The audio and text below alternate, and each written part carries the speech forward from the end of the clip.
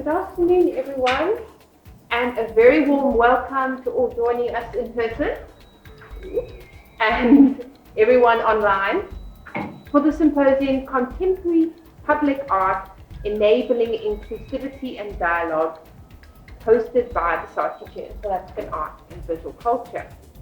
Through the presentations this afternoon, we'll explore how artists and scholars are rethinking commemoration and creative practice in the public realm, reflecting on how public art can foster participation and dialogue, and how it invites us to engage with histories, spaces, and each other in new ways. Our program begins shortly when Professor Brenda Schmorman will introduce Usha Seejarim, who inaugurates her appointment as Visiting Professor of Practice by reflecting on her remarkable public art projects. After Usha's presentation, we invite questions and discussion, and thereafter we'll pause for refreshment from 3:30 our time. At 4, we will gather again for the book launch of Contemporary Approaches to Commemorative Public Art Monumental Developments. At the launch, Brenda will contextualize the book, and contributors will briefly introduce their chapters and join in discussion about new approaches to commemorative practice. For those attending in person, a few hard copies of the book, Anthea has one, hold it up, are available today at a special reduced price of 450 Rand, which is obviously significantly below the usual retail price of over 1,200 Rand. These subsidized copies are available only at the launch, but for on-site attendees, a 20% discount code for the book I will share it now in the chat for you to avail yourself of. The chat online. We are grateful to the Department of Science and Innovation, the National Research Foundation, and the University of Johannesburg for their support of the Saatchi Chair, and to everyone who helped make this event possible. Thank you all for being here, and I'll hand over to Brenda now to introduce Usha. Thanks so much, Irene. Thank you, everybody, for being here. Usha Seejarim is one of our most accomplished South African artists who continues to produce really important and engaging work. We're delighted to be able to celebrate her appointment as a visiting professor of practice, and are very proud that she's associated with the Saatchi Chair in South African Art and Visual Culture. So lovely to have you, Usha. Usha completed her BTech, actually back at what was then the Wits Tech, now UJ, in 1995. Then she did an MA at Wits. And very recently, she completed a second master's, this year, believe it or not, in business administration, which she did through the Henley Business School in Johannesburg. So really a well-rounded individual. She's won a number of awards, including a Dignitas Award from UJ for her outstanding contribution to contemporary art. She's been the recipient of many residencies. She holds solo exhibitions annually. She does so in South Africa and abroad. And along with having works in public collections, she's received quite a number of public commissions, and that's what she's going to be talking about today. So over to you, Usha. We look forward to your talk. Thank you, Brenda. I just want to say a special thank you to Brenda for inviting me to apply for the position of Visiting Professor of Practice here at this institution, and for having me here today to inaugurate this special event. But also, beyond this event, I was just thinking this morning that there are two things that really make me feel validated as an artist. And the one is when somebody buys my work, it's like, they're investing this money, they're going to put this artwork in their home or their office or whatever and look at it every day. It is a validation. And the second one, which is probably flatters me more than when somebody buys my work, is when somebody writes about you as an artist. And Brenda, you've been writing about my work for a while now, and so I just want to express what that means. It really is deep down there. So thank you, and thank you for having me today. So I've prepared slides from a selection of public artworks, and also some community-based projects or more grassroots-based projects, also as an understanding of working in public spaces and participatory processes. So it's a selection of work. It's not by any means all of it, but I try to choose the bigger ones. And is she saying it's a bit difficult to hear? Yes. Shall I speak louder? No, it's fine for you? Okay. So I've got lots of images, and I'll talk through them, and I want to show you as much as possible. So I'll go through them fairly quickly and intersperse it with some anecdotal kind of info and some context. And then we can do questions if you want to hear more about any specific projects. Yeah? Cool. This is a very early work from 2005.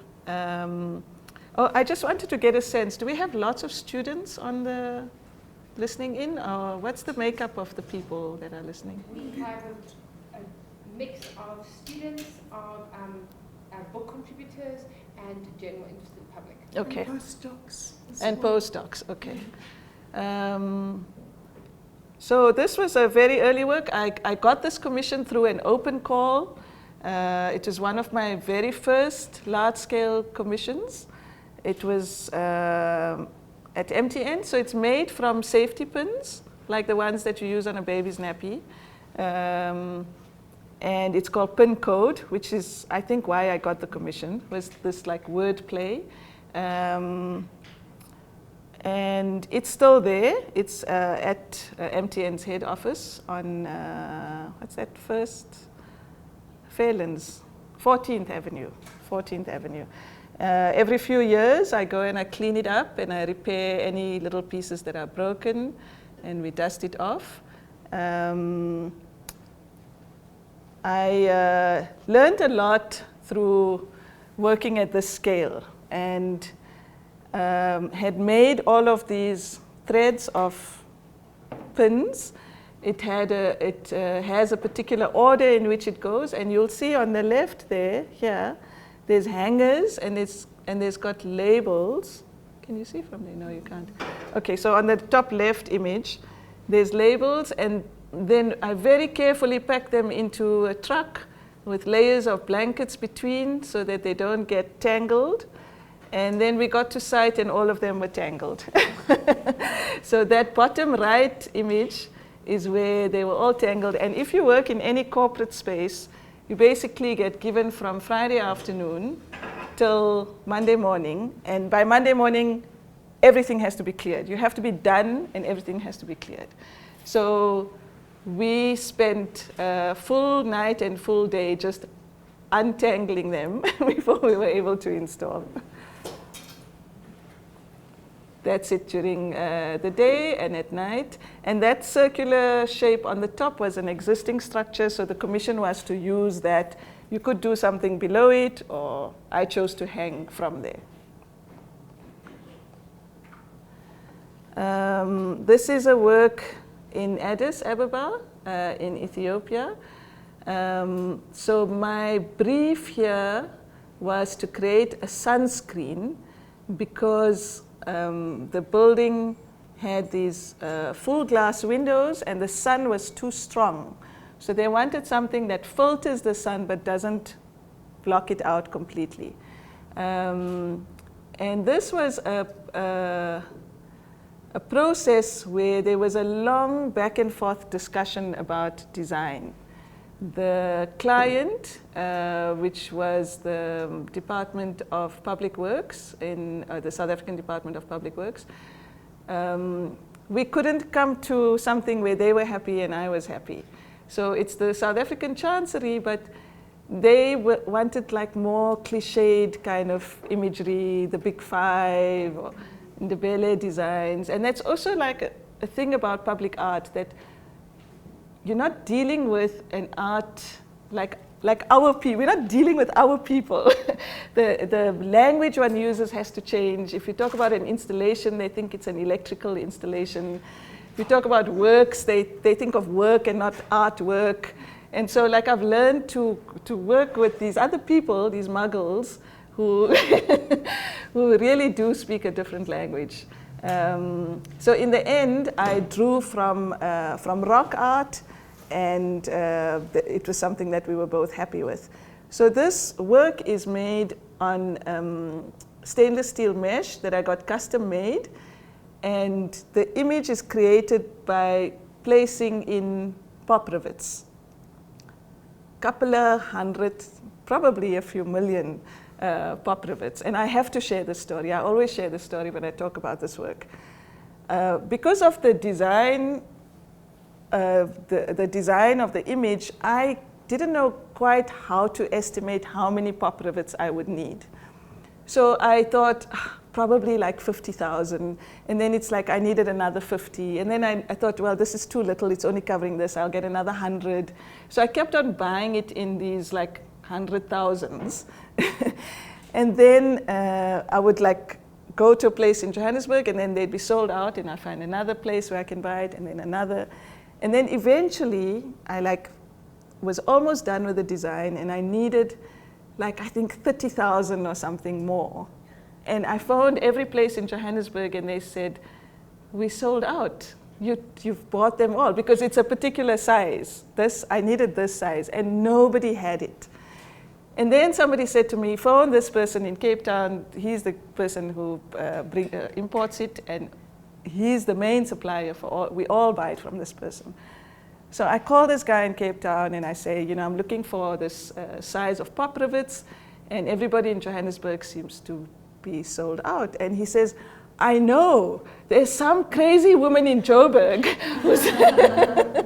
who's buying out all the pop rivets. And then I was like, that's me.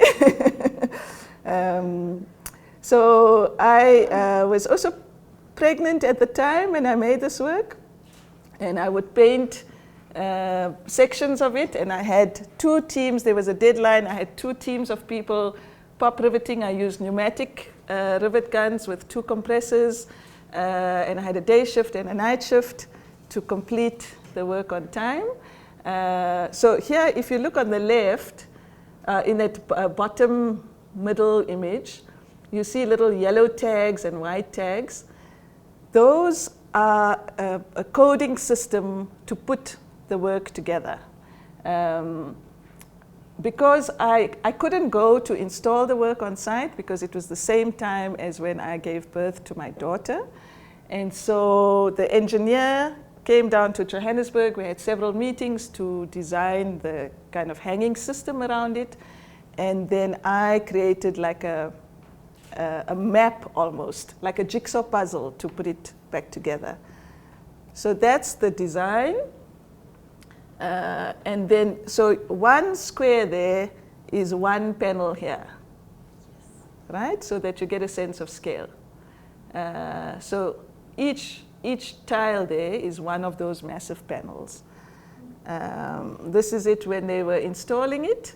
So you'll see there on the left, the blue is being washed out. So I used a paint that can be washed out, and the paint helped to put it together and was a guide for the people who were pop riveting, and then that got washed out in the end. Because I wasn't going to site, I wanted to get a sense of scale, and these were all the assistants that helped me, and we like just laid it out to see how it would be together. And then I said, give me a scale reference. So they just had a bit of fun there too, to see what it looks like. That's it a bit close up.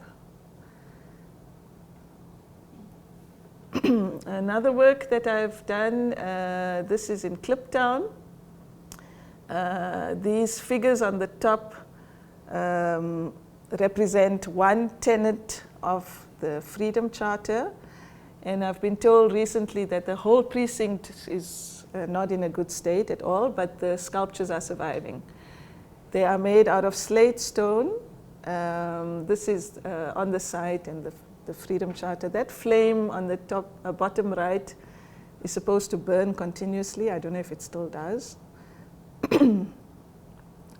So I made the sculptures out of slate stone because of the way the Freedom Charter was adopted, where South Africans wrote down their kind of ideal values on a piece of paper, and all these papers were collated. I took a cue from the name Kliptown, and I decided to work with stone. And when I was a child, my grandmother taught me to read and write vernacular Gujarati on a slate pad. I don't know if anybody knows what that is, but I had a slate pad and a slate pen. And so this writing and writing on slate was something that connected for me to create the sculpture out of slate tiles. So you'll see it's layered like this to create the figures. Because the figures were installed quite high up, I just wanted to get the shape of a figure more than the details of it, to kind of gesture each item on the Freedom Charter. Do I have a picture of... There on the middle top, you can see how it was installed. They used a chain block. Each figure weighs about a ton, or just less than a ton. There was lots of engineering that went into this, how these were made. So they are, I don't have an image of that. They are hollow and filled with cement. So those layers are not a full layer. It's the inside is cut out. There's a whole engineered structure inside to make sure that it stays together, which is probably why it's still together. This was a project in Sandton that was commissioned through the Sandton Improvement District. Over a December period between 2007, 2008, 2009, going into 2010, into the World Cup, each December I made these figures out of rope light. And how this project started was that the one year over Christmas they bought rope light and they wrapped it around trees. And then the next year they had all this rope light and they thought, let's ask an artist to do something. And they approached me and I said, I'd be happy to work with this, but I'm not making Santa Clauses and reindeers. And, and so they were like, okay, we'll be open to something different. And so I made these figures. There were about 50 figures right along Maud Street where the convention center is. They were connected to the street lights. This was pre-load shedding. And so with the street lights, these figures would come on. And they were highly playful. So like the one on the left sits on top, and then his legs go all the way, and then his feet are at the bottom. And they were lovely. People would come and walk on the streets and visit them. They were just quite playful, and it was a nice project to work on. Also, again, a lot of technical collaboration with lots of different kinds of people. So I would make the designs. There was a team of people that would make the armature. There's another team of electricians who would wrap the rope light and wire it up. There was a maintenance team because when it rained, then a piece of the rope light would go off and they'd need to replace it. There were people that would connect it to the street lights. So it's a lot of different kinds of people that work together to make a project like this possible.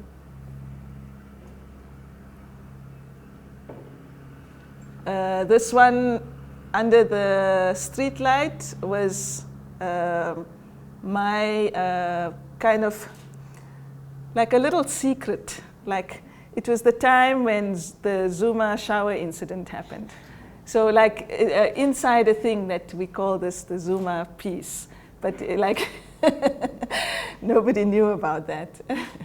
The kissing couple was outside a place called African Romance. I was asked to make a giant one.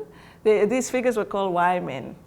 And it just happened because the late Leslie Perkis was project managing this. And she was discussing it on the phone with me, and her son asked, we were talking about wire men, and the son asked something about Y Men, and then I just loved the title, so they were called Y Men. They're not particularly masculine. So that's us in my backyard making this huge figure. We had very little time to make it and made it without any scaffolding. It's 6 meters high. And built it from the bottom up and had to make sure that the welds were solid. But there was also an engineer who came to inspect our welds to make sure everything was correct, and we basically made our own scaffolding out of this figure. That's it being taken from the studio, and that's it being installed at Nelson Mandela Square. There was an image which I've lost, which was 2 cherry pickers. You know what a cherry picker is? Mm-hmm. It's that bucket on a crane where they fix the lights. Mm-hmm. There were 2 cherry pickers, and they were passing the rope light around to each other like this. But I can't find that image anymore. That's it all lit up.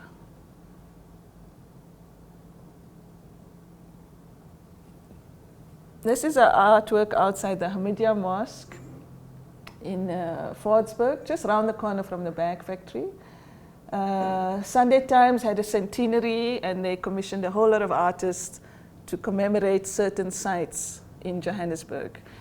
And I was commissioned to make this work that commemorates the site where Mahatma Gandhi led a protest in the early 1900s, where they burnt the Indian registration certificates in a 3-legged pot. So this piece has a 3-legged pot, and it has a wheel that turns, and there are slits in the pot where I've turned the pot into a zoetrope. A zoetrope is an early form of animation where you have like a cylinder with images inside, and when you look in the slits and you spin, the images animate. And so inside the pot, there's images of the Indian registration certificates and like quite graphic flames. So as you turn, the flames kind of grow. It's an interesting piece for several reasons. On the left is what's called a thaumatrope, where half of the word truth is there, and the top part also spins. I couldn't get it to spin fast enough, so I changed it and just put the full word truth on it. The work has been vandalized before. Somebody made a fire in the pot, which I thought was quite fitting, actually, given what the work is about. So now we've put a mesh on top. And recently I was approached by Eric Itzken, who looks after all the public artworks in the city to fix up whatever's broken or whatever. And I said to him that this is a work that I feel a bit embarrassed about, because I didn't know then what I know now about Mahatma Gandhi in terms of several texts that have come out, which were there before, but I didn't know about them, around him being quite racist and also quite sexist. And I asked him that in the fixing of whatever's broken, is it possible for me to address this, or at least make reference to it, or present a more balanced perspective of Gandhi? And he's quite open to it, and at the moment I'm doing quite a bit of research so that I can be fully informed. I don't want to make a statement without it being properly, I want to be fully informed before I say anything, or even not say anything, so that I can understand exactly. So at the moment I'm even communicating with Ila Gandhi, his granddaughter, and having, it's, I'm quite, I don't want to say enjoying the research, I'm finding it highly informative. There's lots of writings by Ambedkar Arundhati Roy, that are highly critical of Gandhi. And so I'm going through all those readings. So it also speaks to, I think, the longevity of works, context in which it was made, context in which it is read later on. And I think art in public spaces have that. It's very different to work that shows in galleries. This was the work that was made for Mandela's funeral in Qunu. I was deeply honored, firstly, to be asked to make this work. I was given the portrait that I had to make. I chose a different image of Madiba, but they said no, it had to be this one. And the work is made from seeds. So it's like a system of pixelation. Essentially, each seed is a pixel. So on the top right there, those two images on the right, you'll see like it's a pattern, essentially, with a coding system. This symbol means this color. And so they just string together. You can see the strings on the left image there, and then it hangs like a curtain. That image, I wasn't there at his funeral, so the only images I have access to are the ones that were in the newspaper and so on. That's Ahmad Kathrada there when he was giving his speech, and the artwork's hanging behind. It looks massive, but it's only 2 meters by 2 meters. I don't know why it looks so big.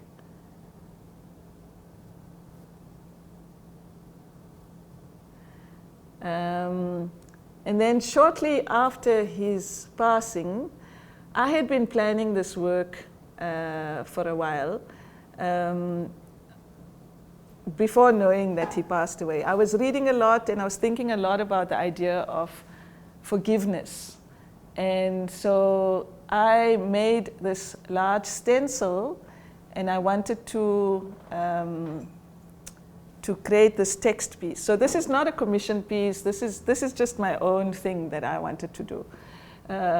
Years ago, I did a workshop on Robben Island where I stayed there for, I think it was a 2-week workshop with the late Zaid Minty and Tumelo Mosaka. It was a broader project where those two curators curated a project which was shown at Iziko.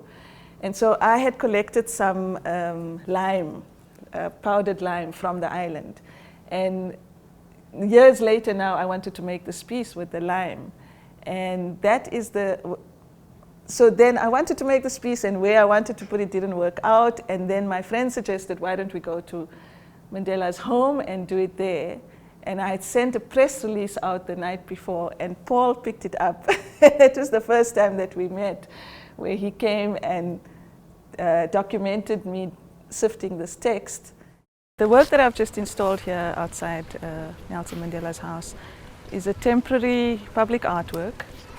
It's a text-based work that is made from lime, some of which was obtained from Robben Island. And it spells the words, what would happen if I truly learned to forgive? So it's a question posed to the viewer to say, what will happen? And what will happen for me is on par with what has happened with Nelson Mandela. That is what we are capable of achieving if we can truly learn to forgive ourselves.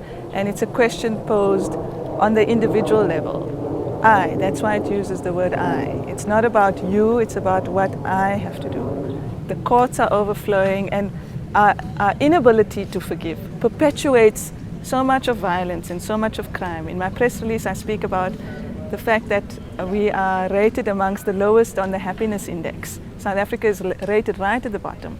Why is it that we have an icon like Nelson Mandela, we have the best constitution in the world, and yet we are the most unhappiest people in the world? And I strongly believe that it's because we hold on to grudges, we hold on to petty things. We can't forgive basic things, and that perpetuates more and more unhappiness.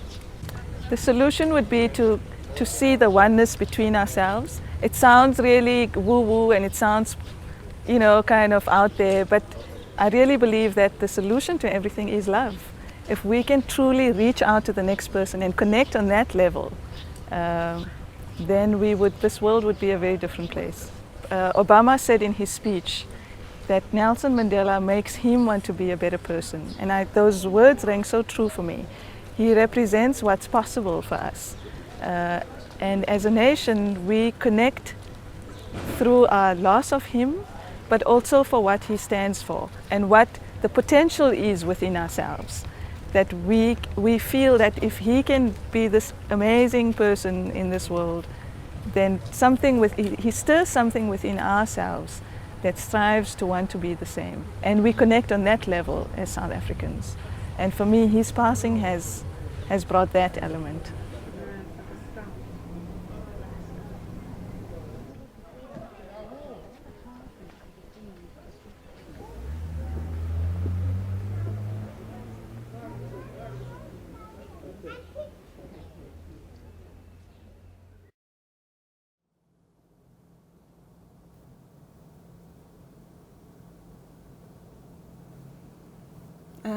This was from Mandela, we go to Mandela.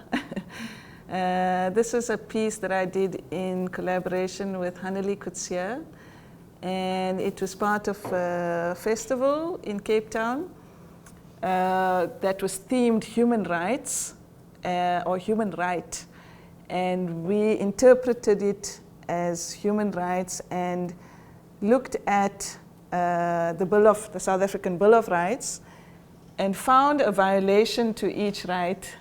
Hello, Eric. Found a violation to each right that happened at different times in our history. So some were more recent, others, like I remember, so then we went to the site where those violations had taken place and collected sand. So one of the sites where we went to was like in Kirstenbosch, there's a hedge. That was the first hedge planted by Jan van Riebeeck as a separation, which was like one of the first points of land divide. So we collected some sand from there. There were places where we collected soil from places where corrective rape happened. So all kinds of places of trauma. We collected all this soil. So all these different colors are just natural soil. And then in St. George's Cathedral, over the period of a week, we sat meticulously sifting this sand mandala. And we also invited people to bring sand from their own places of trauma to include into this work. It was an incredibly powerful experience. Lots of people came and watched us work. Lots of people were quite emotional. There were people who came and prayed while we were working, and all of that, none of that was planned.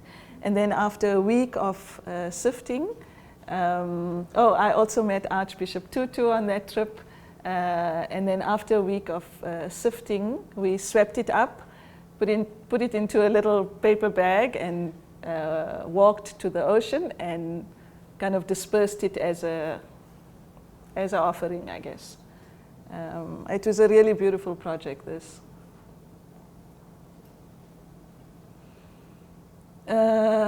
This was during Joburg Art Week, where I was offered the opportunity to make a video. I think there were 5 artists or 6 artists.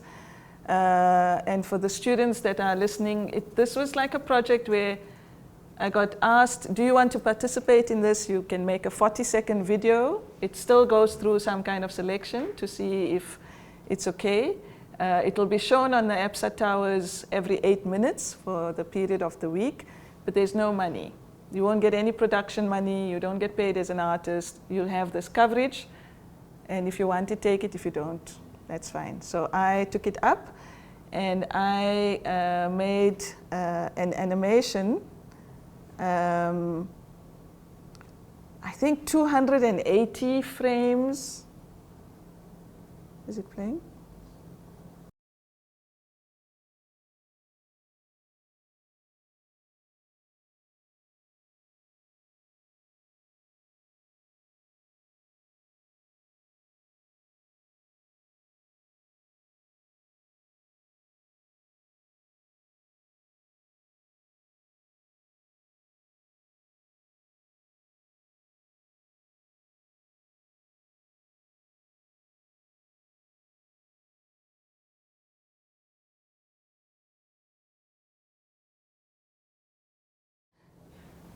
So it's basically, it's a self-portrait. It's an image of me that sweeps across.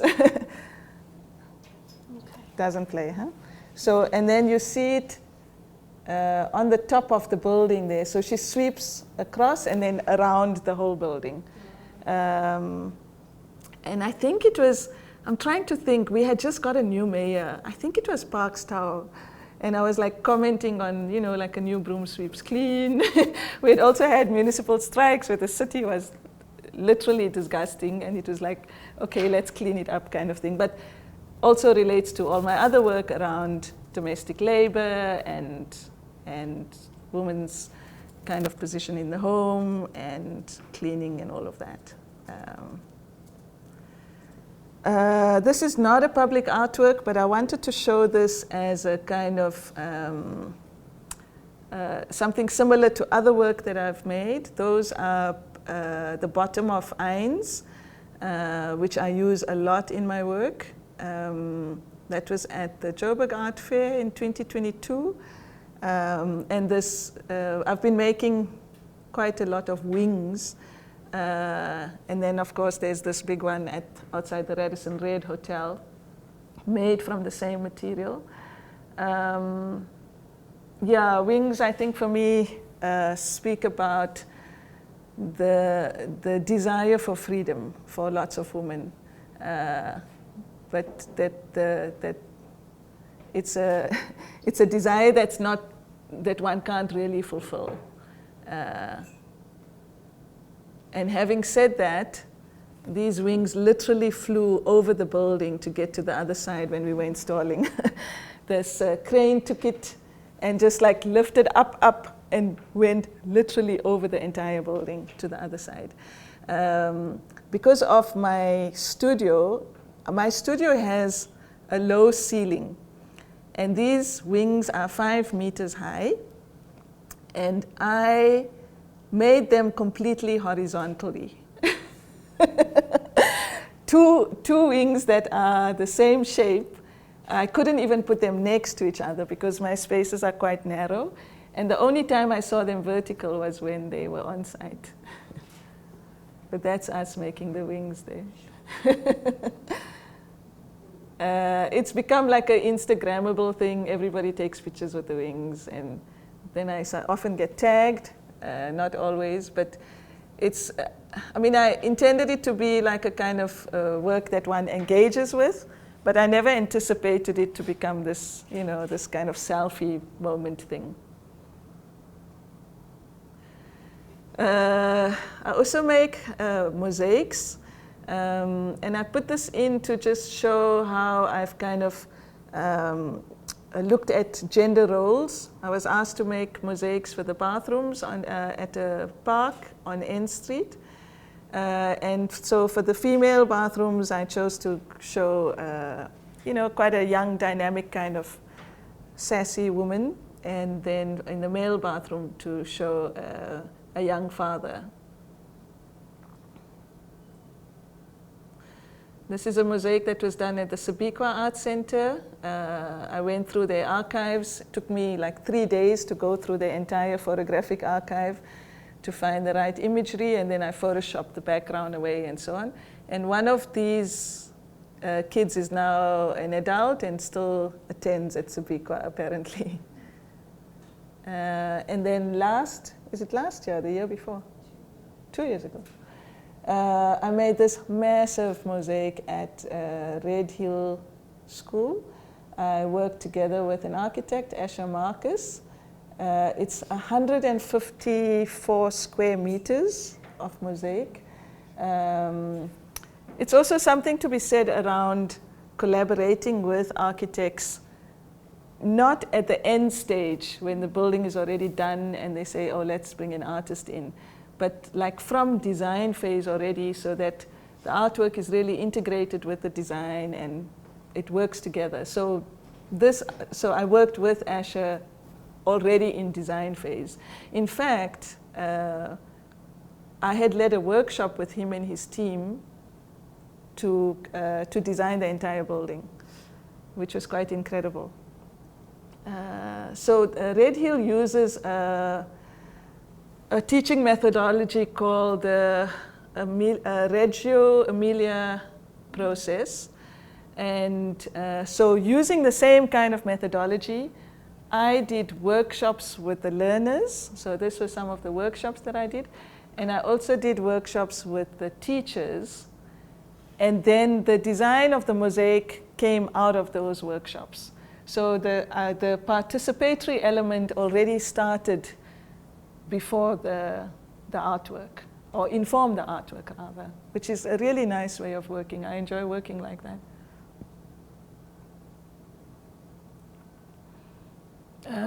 The production process was like 10 months in production. Installation took 3 months. Massive, massive project. Like for a year, that's all I did. I did nothing else. That's us making the mosaic at my studio. Those are the pieces. Again, like a jigsaw puzzle that needs to be put together, and some of the alignment was off, and some pieces had to be cut and joined on site, and it was actually a bit of a nightmare project, to be honest. Yeah.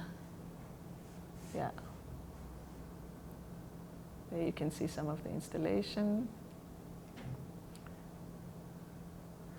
And then I'm jumping not unchronologically. This is way back in 2016. I did a fair amount of kind of social practice, social development work through art in various towns in the Northern Cape and the Eastern Cape. This is in Hanover. And the reason I put this in is because through that work, I learned a lot about this kind of work. And I think that I have a lot of issues with work like this that's being done in a way that's unsustainable, that's disrespectful, that's not collaborative. I think there's a lot of I understand the need for CSI projects. Do you guys know what CSI is? Corporate social investment. So lots of companies have an obligation to give back. But the issue I have is that this giving back often happens very superficially and happens for the photo moment or for the report, and it's not done so with integrity. And these projects that I did really gave me a hands-on understanding of how to approach it and also what not to do. In this particular project, we made a mural that was a chalkboard that invited participation from people from the town. So I used a process where I would go into a community and try and tease out skills and kind of talents that are inherently there, and then work with those people to teach those skills to people who wanted to learn. So it was a youth development project, and so lots of youth would enroll to learn certain skills. So in this case, the man with the red hat is a builder. That's his day job, but he learned from his grandmother how to do this amazing beading. And so he was giving these workshops to teach people how to bead, and they made these incredible beaded jewelry and other products. The man on the left there makes these, what's a wind pump? Windmill. Made windmills that he would sell on the side of the road, and he was amazing. He taught all these young people how to make it, and then he also taught them how to manage your money once you sell, like keep so much to buy more wire. So these projects were really incredible. I did lots of workshops around photo voice. Photo voice is a process where you use photography as a way to tease out some of the social issues in the area, and I took it a bit further to use that to initiate projects that dealt with some of those issues. So all the participating youth in here were given cameras, and then they're given an assignment each day. And they come back and they present their images that respond to that assignment. So for example, one of their assignments would be photograph things that you have a problem with in your community. And they would be quite a wide kind of response to that. And then later, it's like, okay, what can you do about this? So there was one person who started a whole library in her community. There was one person who did a whole cleanup of a river, and then we would all participate in it. So it's an incredibly powerful process that, again, doesn't happen overnight. It happens over several sessions, which is the answer to the question or the issue that I raised earlier about projects that are superficial. This is the answer for me. This is a pebble mosaic that I did in Prince Albert, and I worked with like 80 people. There were people collecting stones, there were people cleaning, laying. I worked with a group of men who usually sit across the bottle store and harass people, and they looked like gangsters with like tattoos and missing teeth, and and they were just the most incredible people to work with. And they said to me how they enjoyed just being validated as people and having something to do. Even the projects in Hanover, we had shown how the alcohol use was lessened. The nurses from the clinic came to ask us what we were doing. There was a whole lot of projects. There were sport projects and netball and field band. And they told us since we started working in those areas, the teenage pregnancy rate went down by 90%. 90%, because the kids had something to do, something else to do. I took this on Google Earth to show you the mosaic. So it's that white design there, because I don't have an image of the whole thing. Yeah, but it's that piece that's taken from above.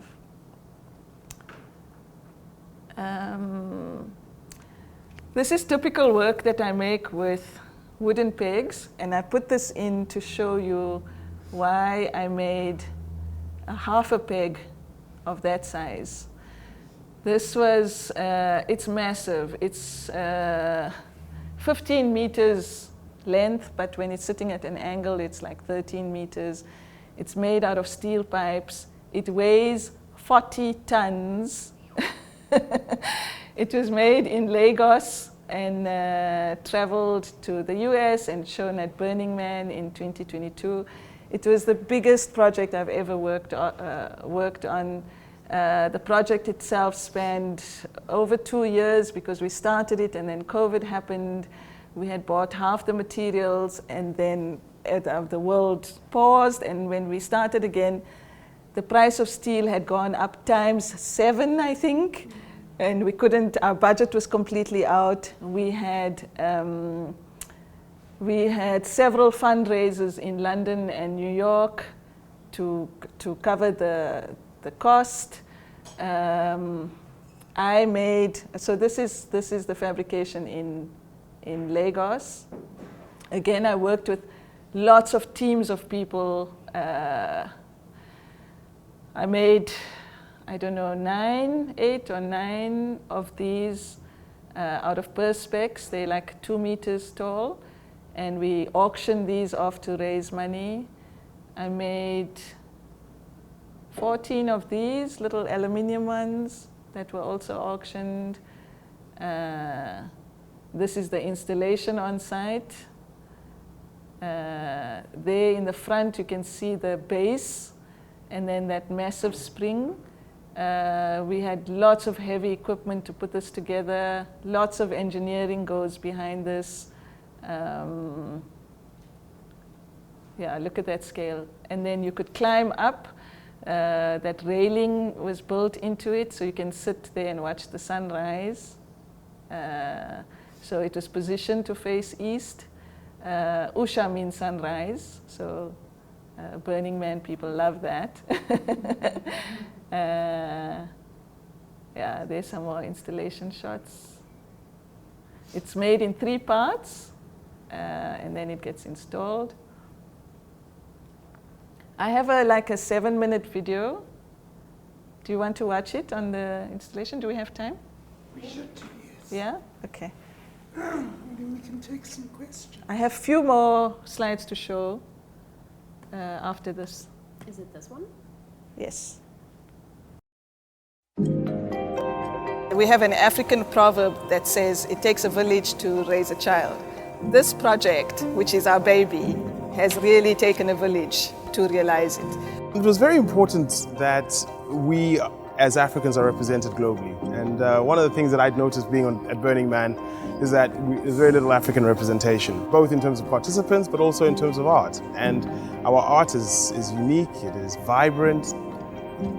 This resurrection of the clothes peg represents, a lot. I was inspired by my practice as an artist, where I work with a number of domestic objects. And one of the objects I work with is a wooden peg. And a wooden peg is a little object. It's an unassuming object. We don't pay much attention to this. And because I work with this, I want to bring attention to it. It is a symbol of female labor, female kind of function of holding together. So what I did is I proposed a work that magnifies this little peg. And then I said, I also wanted to show the power of woman when she is given so little. And if you look at a wooden peg, it has 2 parts that holds together. So what if I remove one part? What if I make her less, but still show that she's powerful? It's mind-boggling to see the sheer scale of the project and the number of people that are working on the different aspects of it. It certainly is an indigenous project where we are using local labor, local resources, local energy to put together the resurrection of the clothes peg. From the beginning, we had engineers, we had Hubo Studios, partnership with architect Asher Marcus. We have Project Aikido, which is the name of our main project, which is headed by Nana Sao, whose vision it was to bring an artwork from the African continent because there hasn't been to date. We have the whole team here at Dom & Long. Behind the scenes, there are people in marketing, there are people in animation. We've made 8 animation NFTs out of this work. We've had fundraisers to supplement the funding required. You can understand the scale of this, that everything is not small, everything is massive. So there are so many teams involved in bringing this together. And I have to make a point about that. Almost everybody on this project is working voluntarily and giving. And I am moved all the time by how selflessly everybody has been working and giving for the love of this project. It's incredible. Getting involved, mobilizing resources, making this a truly African project where we have a South African artist, we have engineers from other parts of Africa, we're using steel from other parts of the world, but we're also, constructing this here in Nigeria. It doesn't get better than that.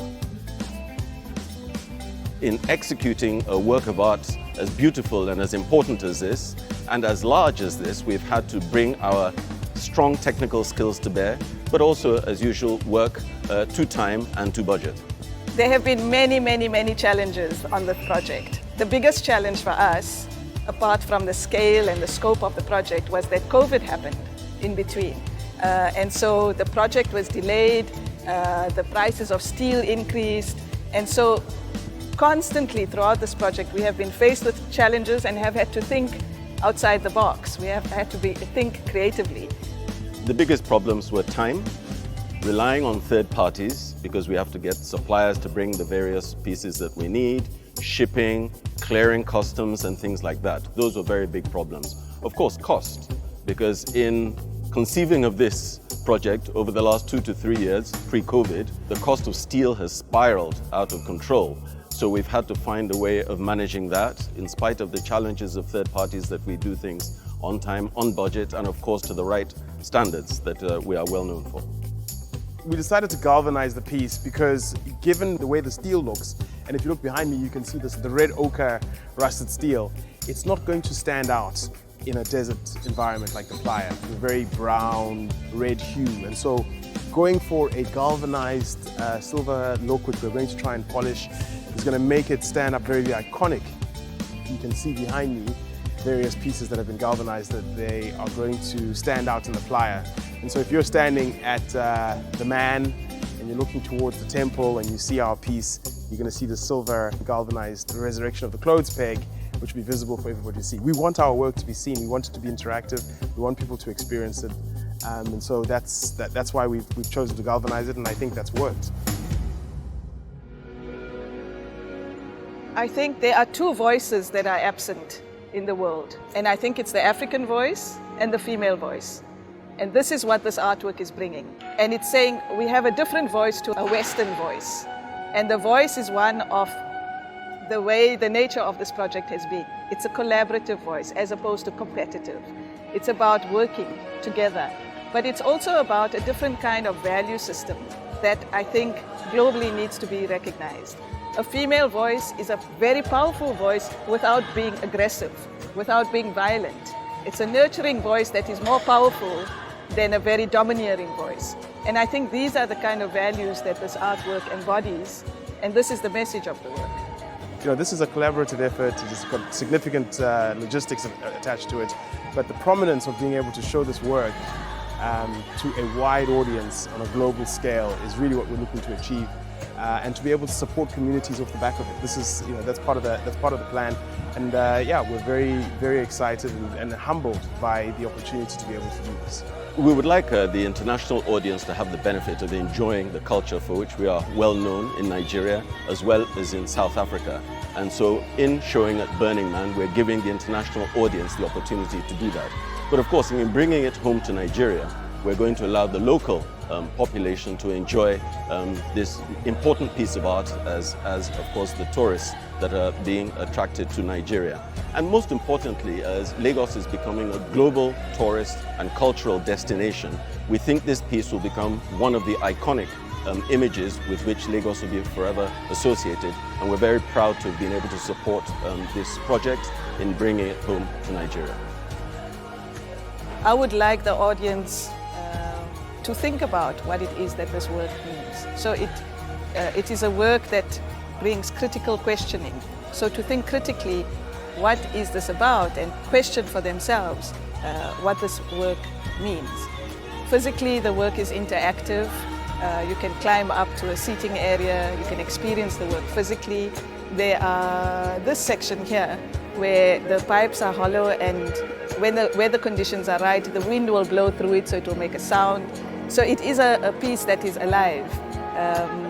And so I hope that people will appreciate it for its aesthetic, for what it looks like, but also what it means.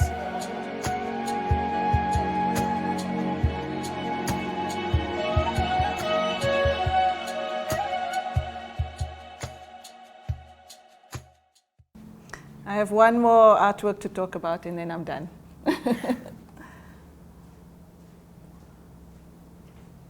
Thank you. That's just some images of the work. So this is a piece that I'm currently working on. It's going to be installed in Bremen.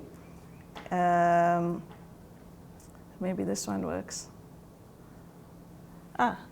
And so it's made out of stainless steel as well. It spells the word force.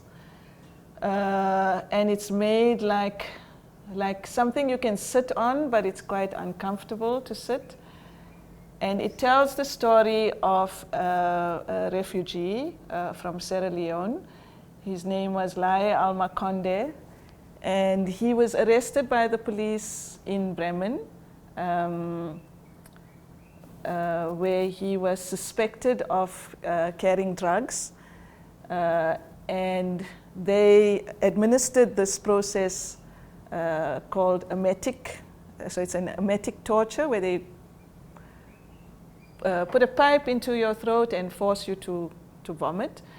And he was, in fact, carrying drugs. But then they continued this process, and he died. This was about 13 years ago. And his death brought a lot of awareness to this form of torture, which has now been banned. And so this work is in recognition of his suffering, but also to bring awareness to what happened. So I made this work to speak about, it's called Death by Drowning. So the letters are like drowning. And I use the word force to speak about like how he was forced into this kind of torture, how the body forces this release, to speak about police brutality, so police force. So it's a layered work. It's not an easy work. I was in Bremen twice this year to speak to a number of people. I'm working with a fabricator there. The work will be done and installed next year. It's next to a museum, the Gerard Marx House. And yeah, it's a very interesting project to work on. And not an easy work. And that's it. Thank you.